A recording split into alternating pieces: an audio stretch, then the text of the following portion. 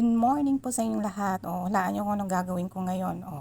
Hindi po ako magluluto. Gagawa po tayo ng homemade remedy para sa sipon ng aking anak kasi sinisipon na tinubo siya. May napanood ako, so kailangan daw ng bawang, luya, sibuyas, lemon or kalamansi. Kaya lang pwede na rin ito. Orange kasi ang available sa akin, so orange. At ang pinaka-importante sa lahat, yung honey. May natirang honey yung aking tito.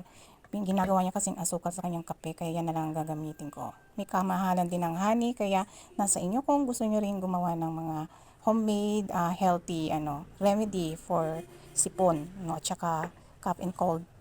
Gawa na tayo kasi ayan, pagsama-samahin, paghalo-haluin, pinaghalo-halo ko na. Hala na kayo kung anong gusto nyong gawin dyan. Basta paghalo-haluin lahat ng ingredient. Ayan. Tingnan natin dito. Slice nyo lang yung tag-iisang bukel ng sibuyas, bawang, tsaka 1/4 na lemon, luya. Tapos, i-preserve nyo ng ilang araw. Yan, ganyan. At ibabad ng ilang araw, siguro mga 3 to 5 days. Tapos, pwede nang gawin syrup at ipainom sa kwan. Mabisa daw ito eh. So, tatry ko muna sa susunod na yung reaction. Ayan.